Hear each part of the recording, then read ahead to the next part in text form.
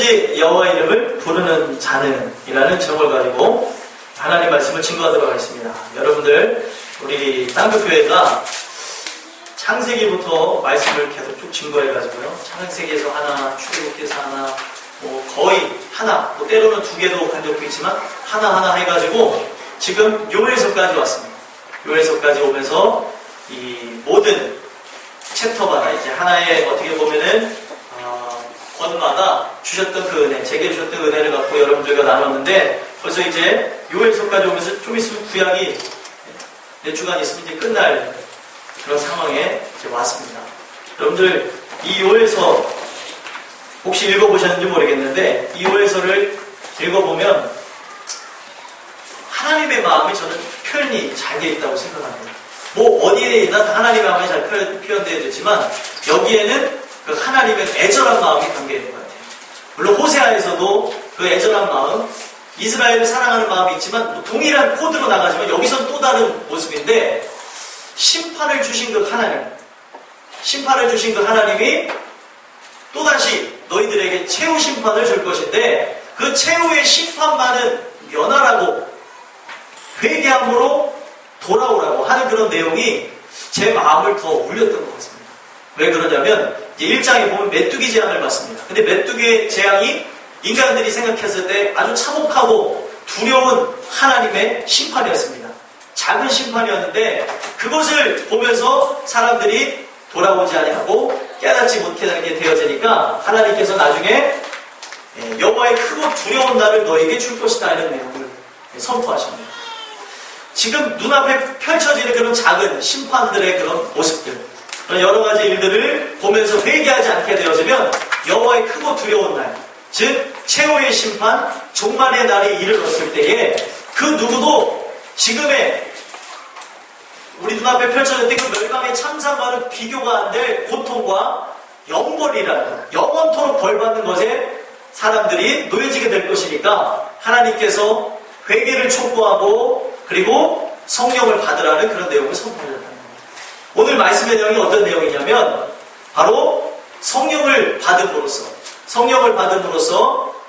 우리의 인생이 한치 앞을 볼 수 없고 우리 인생이 여러 가지 두려움과 답답함과 절망에 놓여지는 그런 순간이 찾아올 텐데 성령의 충만함을 통하여서 우리 걸어가야 될 길과 새 소망을 얻으라는 그런 희망적인 하나님의 말씀을 주셨다는 겁니다.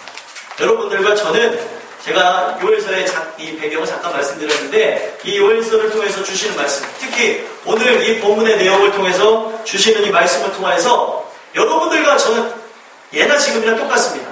그 요엘이 살았던 그 시대, 이제 하나님의 큰 심판이 다다르기 전 그 심판을 그들에게 당면한 멸망이라는 심판도, 나라가 멸망이라는 그 심판도 있었지만 나중에 최후의 심판도 예견하고 있었거든요. 선지자들이. 그 심판을 통하여서 하나님이 주고자 했던 메시지는 한 가지였습니다. 누구든지 여호와의 이름을 부르는 자는 구원을 얻으리라. 그때나 지금이나 마찬가지로 우리는 심판을 이제 앞에 두고 살아가는 것 같습니다. 최후의 심판이라는 것, 또 종말의 때라는 것을 우리는 앞에 두고 살아가는데 그 당시에 요엘이 살았던 시대에도 사람들이 이 말씀을 들으면서 기도함으로 위로를 받고 하나님을 만났다면은 여러분들에게도 마찬가지입니다. 이 말씀을 듣고 여호와의 이름을 부르는 여러분들의 삶이 되심으로 구원을 얻는 귀한 역사가 여러분들 모든 삶 속에 이루어지게 되기를 간절히 소망합니다. 저는 오늘 이 여호와의 이름을, 누구든지 여호와의 이름을 부르는 자는 이라는 제목을 통하여서 저의 간절한 바람 세 가지를 여러분들에게 전달해 드리길 원합니다. 첫 번째가 무엇이냐면 오늘 이 말씀을 통하여서 여러분들은 시대를 분별하는 은혜를 받게 되기를 소망하시길 바랍니다. 시대를 분별하는 은혜, 이게 정말 중요한 것인데요. 오늘날 많은 사람들이 시대를 분별한다고 하면서 그 시대의 분별을 통하여서 내가 무엇을 해야 되는지를 모르고 있습니다. 이 시대의 그런 여러 가지 시기와 또 여러 가지 그런 상도들을 보면서 우리가 봐야 될 것은 무엇이냐면 이 마지막 시대는 회개함으로 성령 받는 그런 시대가 되어야 된다는 것을 얘기해주고 있다는 거예요. 오늘 많은 사람들은 자꾸 시대적인 그런 것에만 관심을 가질 뿐, 오늘 우리가 어떻게 살아야 되는지, 오늘 우리가 무엇을 해야 되는지를 관심을 갖고 있지 않다는 것입니다. 말씀을 들어가서 보게 되어지면 본문의 28절에 그 후에 내가 내 영을 만민에게 부어주리니. 자, 여기서 말하는 영은 성령을 뜻합니다. 만민에게 부어준다고 했어요. 자, 만민에게 부어준다는데 여러분들 이 역사가 일어났습니까? 안 일어났습니까? 일어났습니다. 언제 일어났습니까? 오순절 마가의 다락방에 이 120명 문도를 통하여서 주신 그 성령의 역사가 그들을 통하여서 모든 사람들에게 전파가 되어지는데, 어떻게 해서 전파가 되어집니까? 그들이 성령 받은 다음에 그 뜨거운 가슴을 갖고 많은 사람들에게 복음을 증거하기 시작합니다. 그 중에 사도들도 있고 또 사도 외에 많은 사람들도 있었습니다. 500여 명의 사람이 예수님의 부활하심을, 승천하심을 봤습니다. 정확하게 승천하심을 봤죠. 하늘로 들림을 올라가는 것을 봤는데, 그걸 보고 나서도 기도하라는 그 내용을 그들은 묵인한 채 380명은 떠나가고요, 120명만 남아서 기도하다가 성령을 받게 되었습니다. 기도는 얼마만큼 했냐면 딱 열흘만 했습니다. 근데 그 시기를 가르쳐주지 않다 보니까 그들이 기도하다가 떠나간다. 120명만 성령을 받게 되는데, 그 120명에게 임한 그 성령의 역사는 마치 강력한 핵폭탄이 떨어진 것 마냥 엄청난 파급력을 주는데, 이 사도들이 주신 그 성령의 능력을 따라서 복음을 증거했더니 어떤 역사가 일어납니까? 저 사람이 베드로가 만나는 소리를 들을 정도로 그들에게 지혜와 지식이 충만한 그런 역사가 일어나고요. 또 그것뿐만 아니라 그가 전달한 그 하나님의 말씀은 3,000명이 회개하는 강력한 역사를 일으켰습니다. 그리고 거기서 끝난 게 아니라 이 3,000명의 사람들이 뜨거운 가슴, 또 성령의 충만함을 던지고 나가서 함께 복음을 증거하다 보니까 이 예루살렘 지역에 어떤 역사가 일어나냐면 예수 믿는 자의 수요를 헤아릴 수 없을 정도로 많아지게 됩니다. 그래서 이거를 보면서 로마의 사람들은 위기의식을 얻게 되죠. 아, 이대로 두다 보면 저들이 봉기를 일으켜서 나라를 뒤엎을 수도 있겠다라는 차원에서 박해가 시작되고 그들을 힘들게 하는 핍박과 박해와, 그리고 그들을 모함해서 죽이는 순교의 피해 역사가 일어나기 시작했다는 겁니다. 근데 놀라운 사실은 무엇이냐면 순교의 그 피해 역사를 통해서 어떤 역사가 일어납니까? 그들이 디아스포라, 한꺼번에 다 흩어져 버립니다. 120명에서부터 시작했던 이 성령의 불길이 점점 번져나가면서 그들에게 입혀졌던 수많은 1만 명이 넘었겠죠. 수많은 사람들이 성령을 받고 각지로 흩어집니다. 자기 고향으로, 또 예수님을 잘 믿을 만한 장소로 퍼지게 되면서 어떤 역사가 일어납니까? 내 영이 만민에게 부어지리라는 이 말씀, 성령의 역사가 전 세계 각지로 전파되게 되었다는 겁니다. 전 세계 각지로 전파되다 못해 이 대한민국에 바로 여러분들께까지 오게 되었다는 거예요. 아멘 되십니까?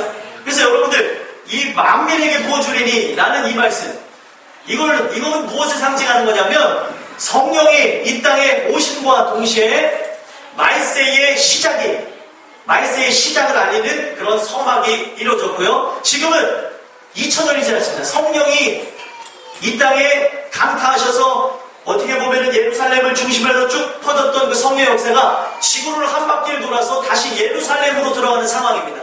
그러면서 어떤 역사가 일어납니까? 세계 모든 만민이 누구의 이름을 부를 때 그의 영을 받습니까? 우리 예수 그리스도의 이름을 부를 때, 주의 이름을 부르는 자는 구원을 얻으리로다 라는 그 말씀과 더불어서 예수 이름을 부를 때에 바로 그 하나님은 성령을 그들에게 부어주심으로 구원받는 역사를 주셨다는 겁니다. 그래서 이 성령의 역사가 온 세계로 퍼지면서 우리가 새롭게 알게 된 것은 이 시대는 성령 시대이자 마지막 시대, 말세 지마를 달리고 있다는 겁니다.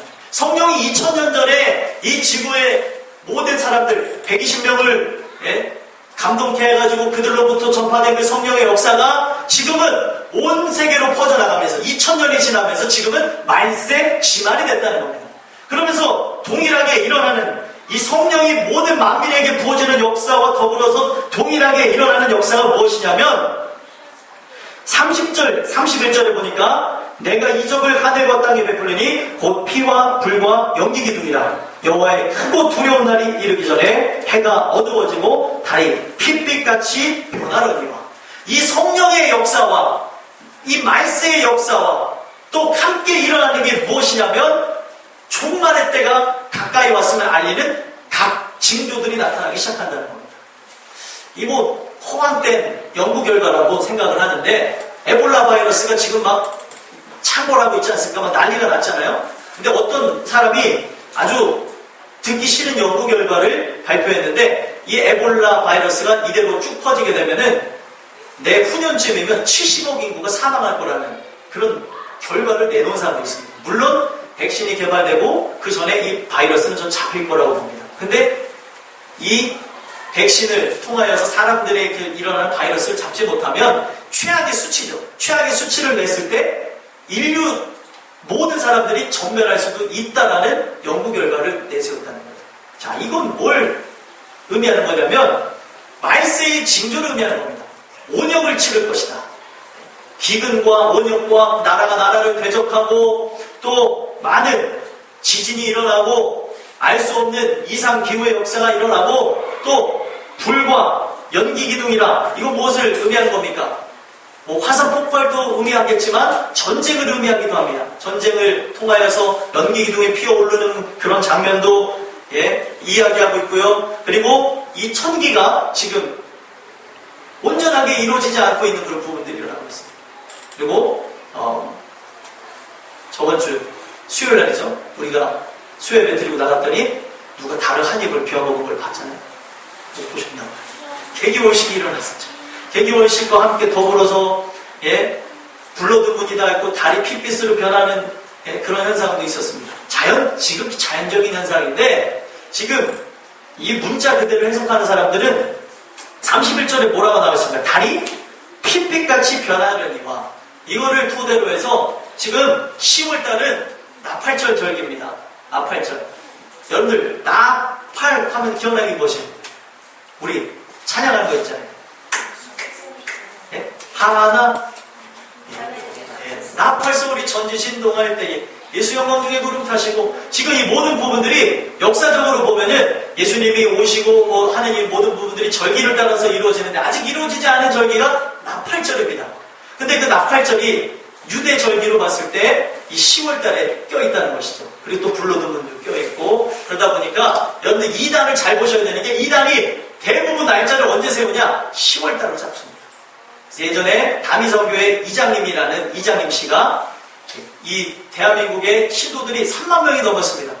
그래서 10월 28일에 주님이 오신다고 1992년 10월 28일 아직도 있지 않아요. 뉴스데스크에서 그 내용을 전파하고 했던 내용이 있는데 그 이유가 10월달에 그 종말의 날을 잡았던 이유가 이 유대 절기와 더불어서 봤을 때 지금 절기대로 이 모든 것이 이루어졌는데 아직 이루어지지 않은 절기가 나팔절인데 이 나팔절에 세상 모든 사람들에게 나팔소리와 함께 강림하실 것이다. 그래서 그 날짜를 이렇게 잡았다는 거예요. 지금 이 모든 부분들로 봤을 때 지금 사람들은 말세의 징조라고 얘기하고 있어요. 이거를 문자적으로 해석하건 의미적으로 해석하건 안 믿는 사람이건 동일하게 얘기하는 게 무엇입니까? 지구가 아프고 지구가 종말의 때가 가까이 왔다고 얘기하고 있어요. 여러분들 우리가 지금 이 모든 이 시대의 시기와 그런 상조와 그런 모든 징조들을 볼 때에 우리가 무엇을 기억해야 됩니까? 이때에 우리가 무엇을 봐야 되냐면 다른 사람들처럼 시대가 어떻게 될 것이다 라고 하면서 그 어떤 시기만을 따라가고 어떤 이 현상만을 따라가는 것이 중요한 것이 아니라 오늘 본문의 말씀은 누구든지 주의 이름을 부르는 자, 여호와 이름을 부르는 자는 구원을 받으리라 얘기합니다. 이것이 중요한 게 아닙니다. 이러한 것을 토대로 해서 하나님의 이름, 바로 예수 그리스도의 이름을 부르라고 성경은 얘기하고 있다는 것입니다.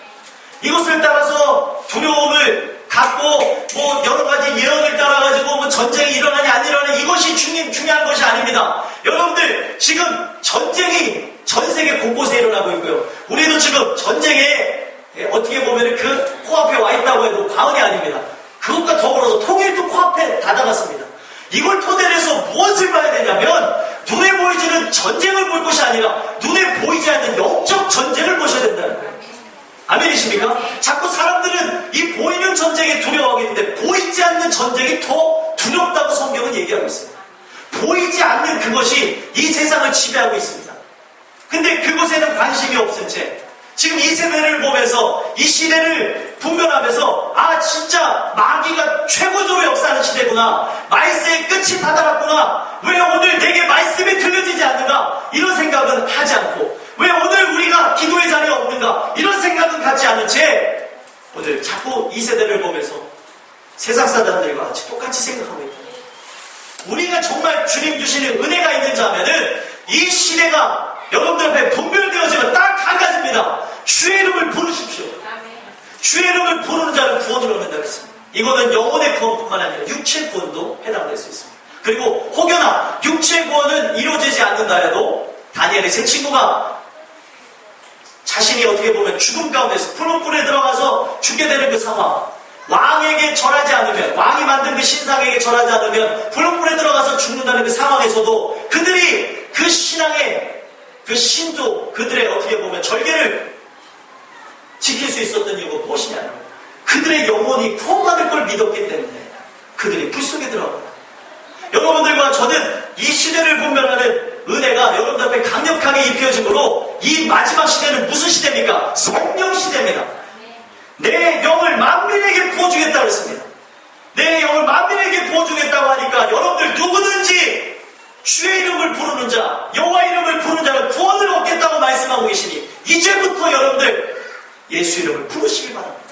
예수 이름을 부르고 나아가심으로 그분을 통하여서 주시는 그런 은혜, 그분을 통하여서 주시는 그런 모든 역사가 여러분들의 것이 될 수 있게 되기를 간절히 소망합니다. 그래서 성경은 지금 말세의 시작과 함께 더불어서 지금은 말세가 끝나는 그런 지점에 머물러 있고, 이때는 종말을 직전에 앞두고 있으니까 누구든지 하나님의 이름을 부르라는 거예요. 예수 이름. 그럼 어떻게 된다고요? 구원을 얻겠다는 말씀을 주고 있는 겁니다. 이게 가장 중요한 겁니다. 근데 이것을 모른 채 이 허황된 거죠. 어떻게 보면 큰 것에 대한 열망, 부흥하는 건 좋습니다. 제일 중요한 건 내적인 부흥이죠. 양적인 부흥에 어떻게 보면 매료되어져서 대중의 어떤 목회자들은 대부흥이 올 것이다, 대부흥이 올 것이다 라고 막 예언을 했었습니다.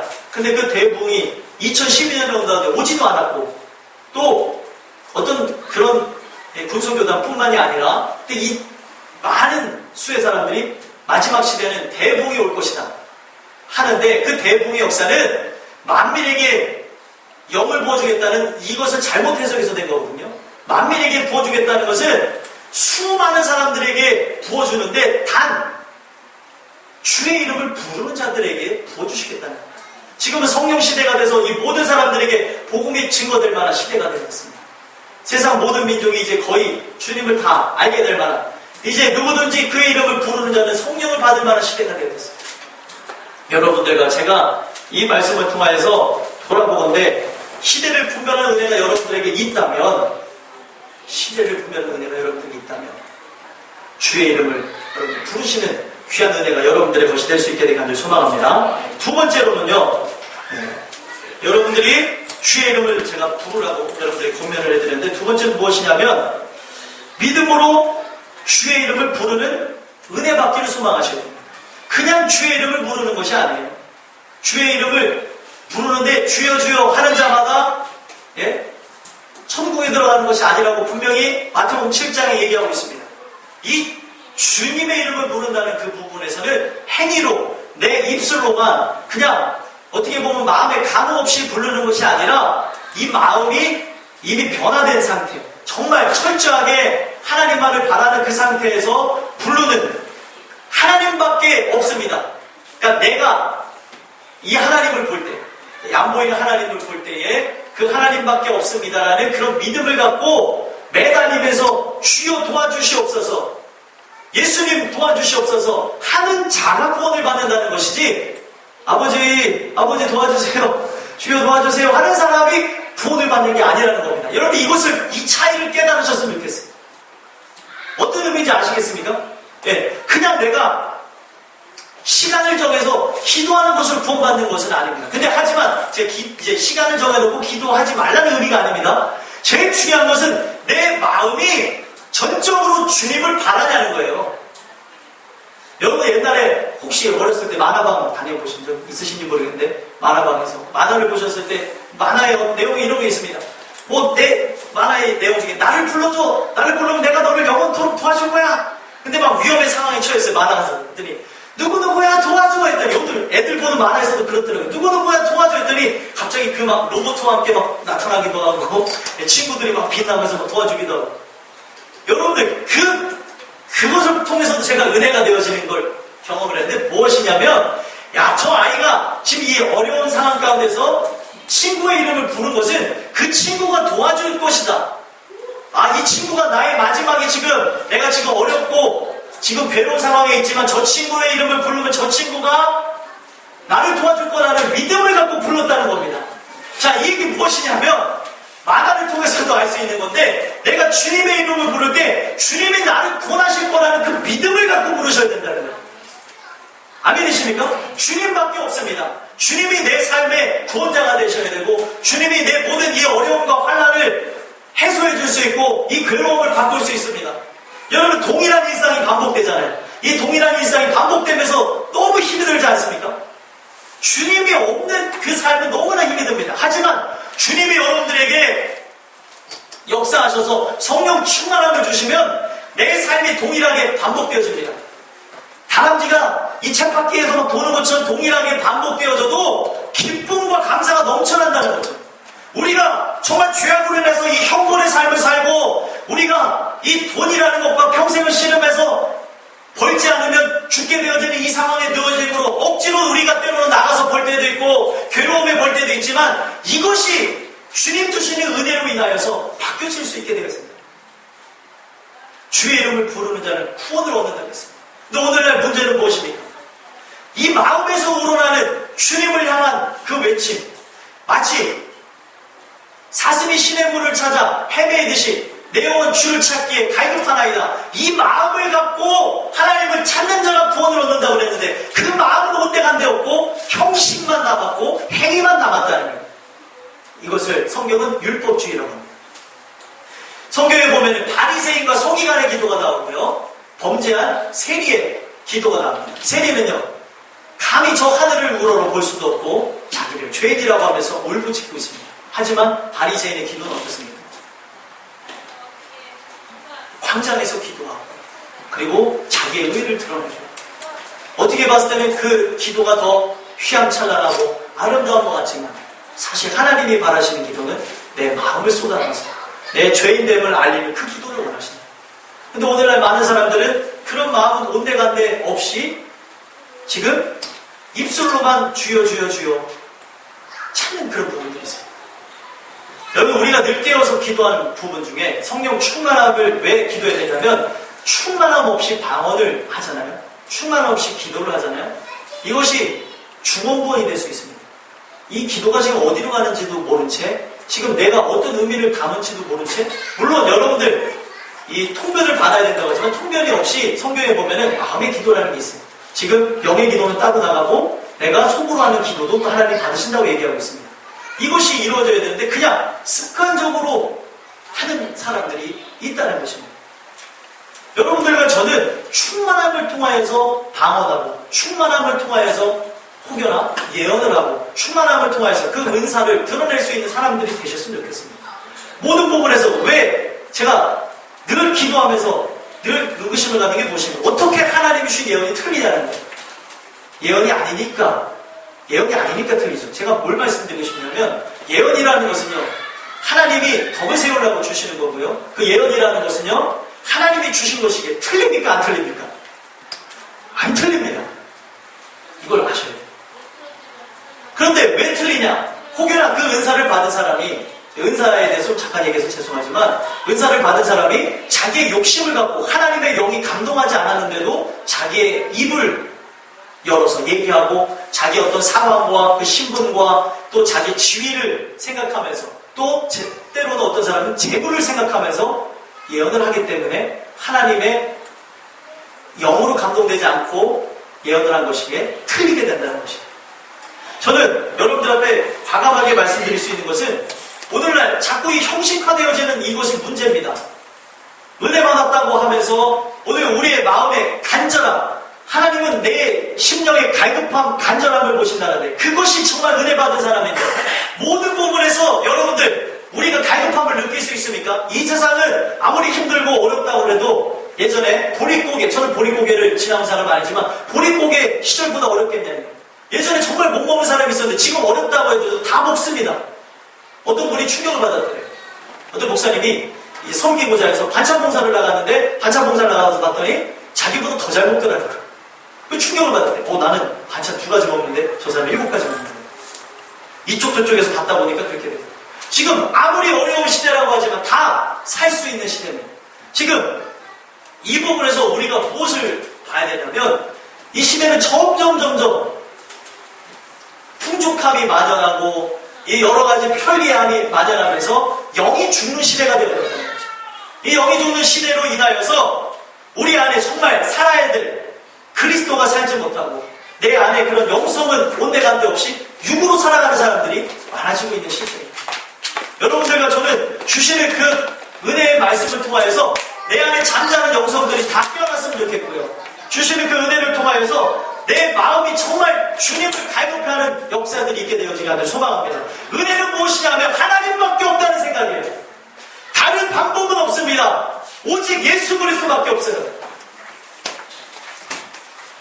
왜 그런가? 답답해한다고 될 일입니까? 안 됩니다. 여기 많은 분들이 동일한 문제를 좀 다른 문제라고 생각하지만 또 같은 문제를 생각합니다. 각자 연령대가 틀리지만 여기 주어가 있습니다. 제 주어한테 이 강단에서 얘기해서 미안한데 이 친구의 마음속에는요 공부하고 싶은 마음이 가득하네. 근데 공부하고 싶은 마음이 가득한데 공부가 안 된대요. 방법은 정말 간단합니다. 뭐가 방법일까요? 내 마음에 정말 정말 공부하고 싶은 마음이 가득한데 공부가 안 되고 있어요. 그러면 우리 인간이 유일하게 추구할 수 있는 방법은 한 가지입니다. 기도입니다. 기도. 하나님, 내 마음에 이것이 가득 찼는데 내 손이 움직이지 않고 내 몸이 반응하지 않습니다. 기도해야죠. 내가 알고 있는 게 다가 아닙니다. 여러분들 아는 것은 무엇을 의미하는 거냐면 성경에서 아는 것은 그대로 사는 것을 의미합니다.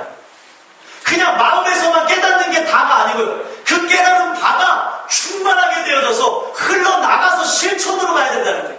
아직까지도 내가 그 은혜가 있고 하나님의 뜻을 알면서도 그 뜻대로 순종하지 않는 이유가 무엇입니까? 여러분 들으셔야 돼요. 하나님이 원하지 않는 삶을 알아요. 근데 그 삶으로 나가지 못하는 것을 알면서도 계속 그 자리에 머물러 있는 이유가 무엇이냐면 이것이 아직 충만하게 흘러나지 않아서 실천으로 나가지 않는 것입니다. 아직 진짜 마음에 이것이 폭발하지 않았다는 거죠. 성경에는 아주 표현을 잘했어요. 사슴이 시냇물을 찾는 걸로 묘사했습니다.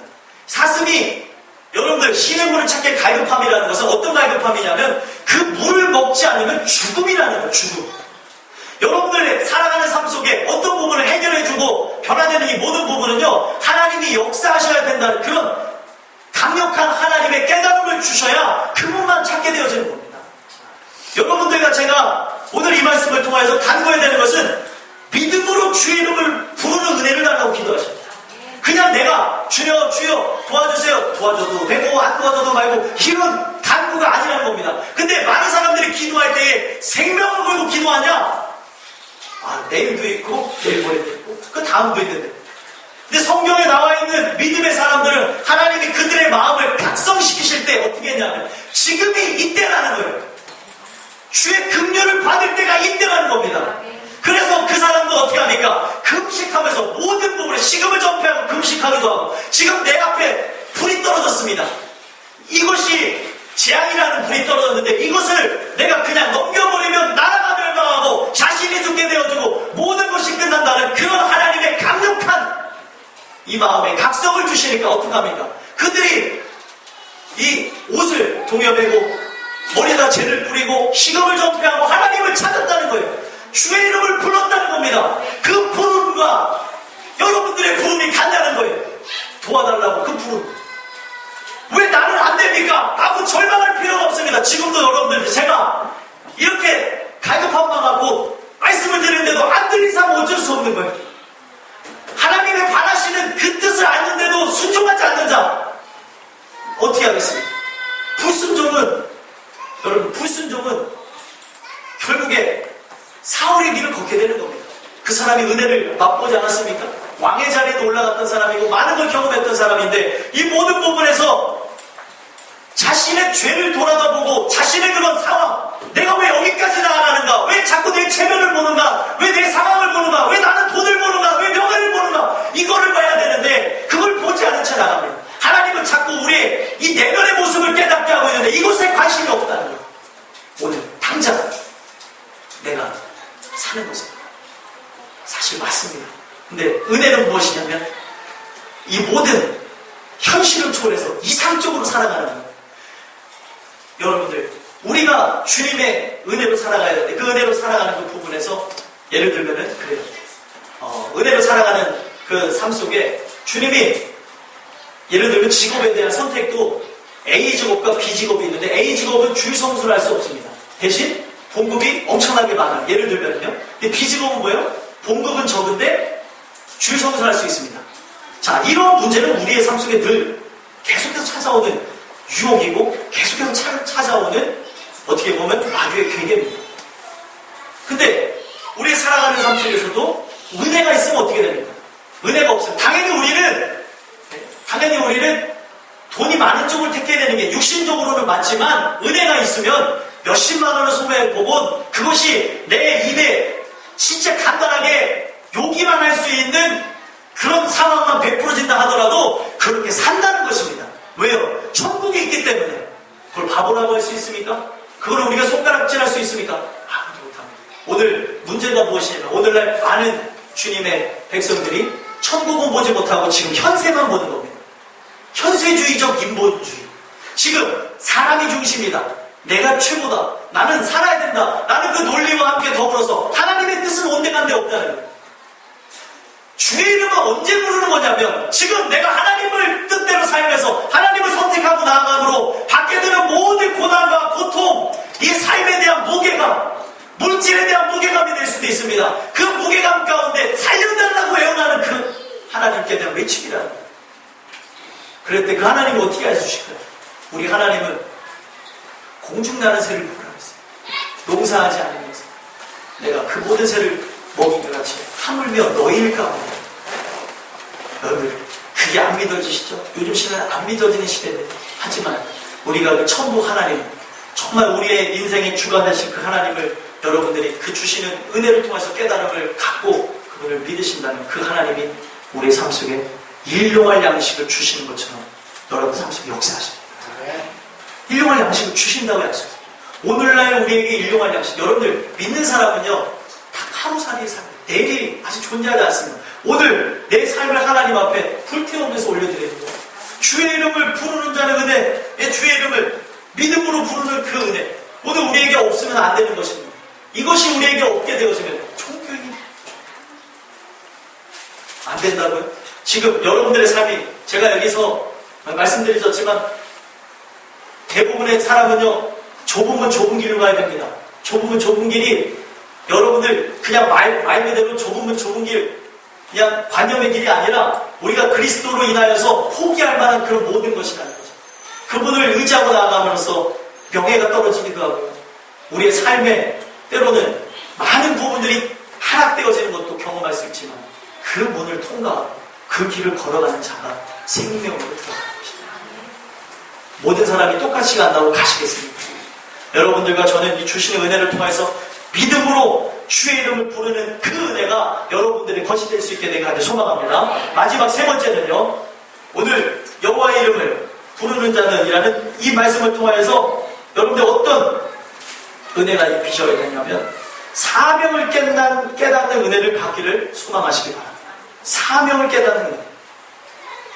여러분들 이 사명을 깨닫는 은혜가 중요한데 여러분들 28절에 보니까 그 후에 내 영을 만민에게 부어주리니 너희 자녀들이 장래일을 말할 것이며 너희 늙은이는 꿈을 꾸며 너희 젊은이는 이상을 볼 것이며 그때에 내가 또 내 영을 남종과 여종에게 부어줄 것이며 라고 얘기하겠습니다. 여기는 모든 사람들을 망라한 겁니다.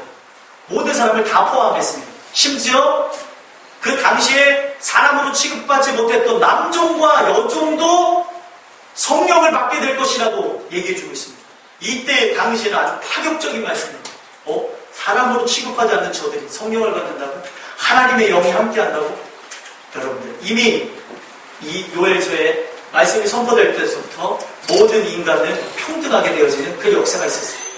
모든 사람들에게 동일하게 보여준다.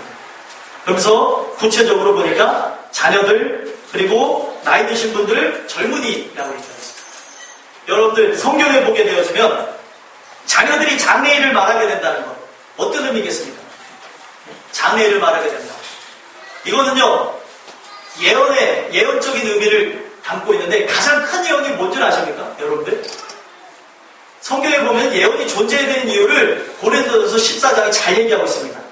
예언이 존재하는 이유는 다른 것이 아니라 교회의 덕을 세우기 위함입니다. 우리가 이 예언을 통하여서 나중에 앞날을 본 다음에 로또 복권을 번호대로 적어가지고 대박을 맞는 게 예언이 아니에요.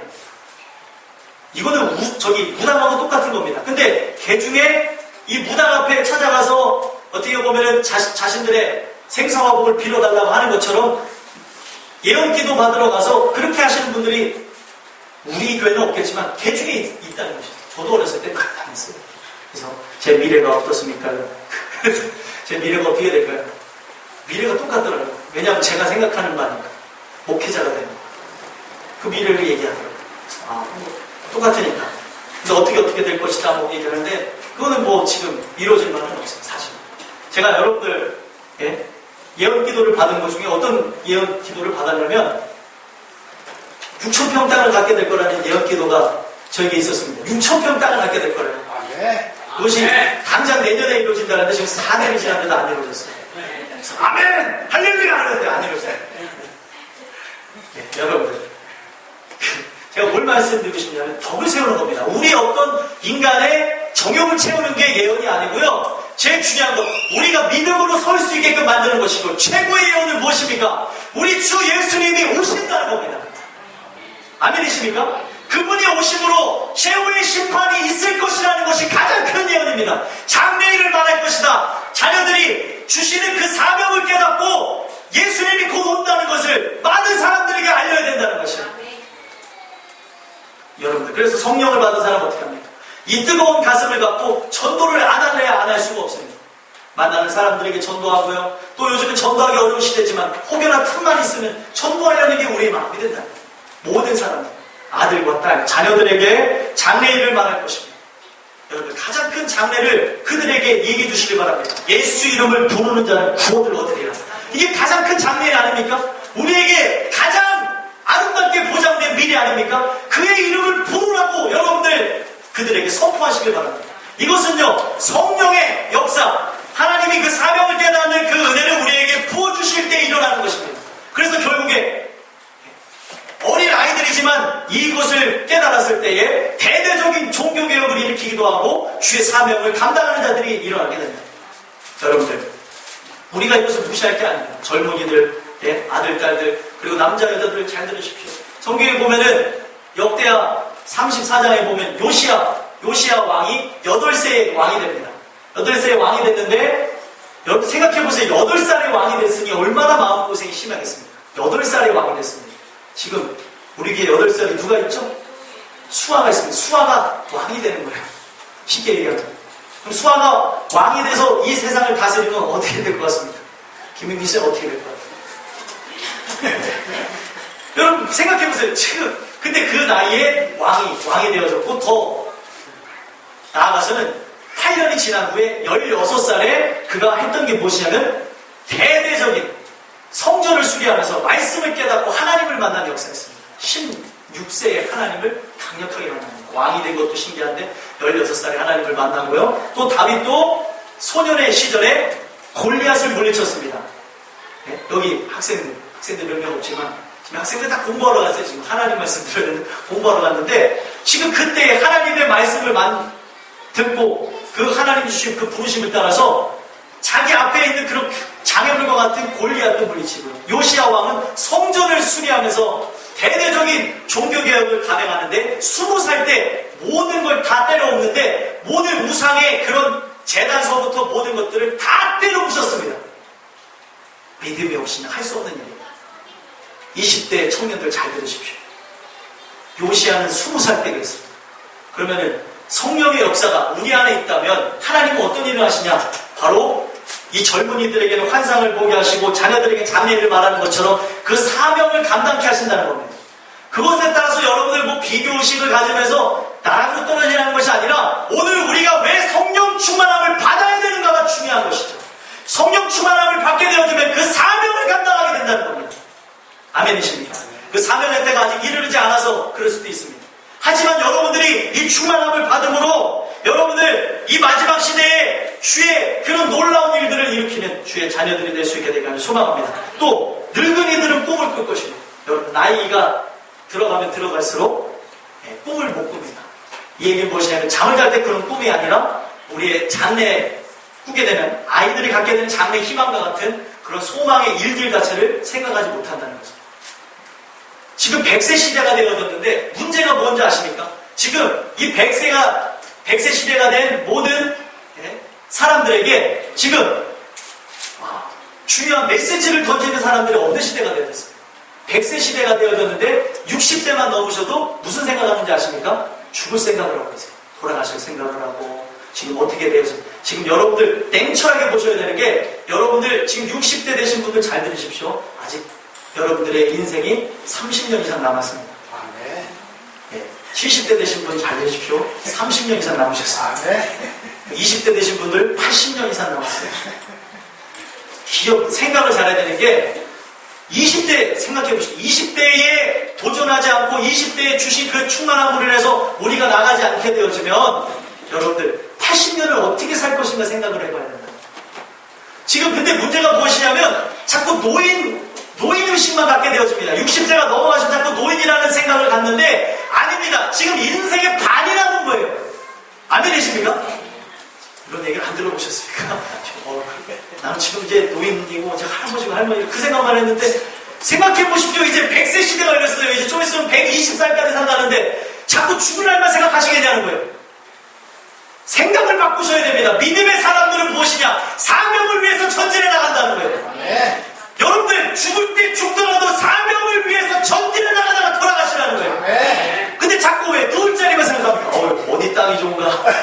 왜 그런 것만 생각하시냐는 거예요. 바뀌어져야 됩니다. 여러분들 노인이 아닙니다. 이제 60대 되신 분들 이제 다시 남은 반 인생을 주의 영광을 사십시오. 네. 성경에 나와 있는 대로라면 여러분들 성경에 있는 사람들은 아주 나이가 많을 때부터 쓰임을 받았습니다. 아브라함이 75세 부름을 받았어요.